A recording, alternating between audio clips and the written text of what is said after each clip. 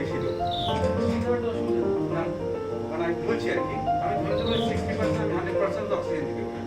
তাহলে আমি আমি যদি এয়ারটাকে বন্ধ করতে চাই, আমি 100% অক্সিজেন দিতে চাই, তাহলে আমি কি করবো? 100% অক্সিজেন দিতে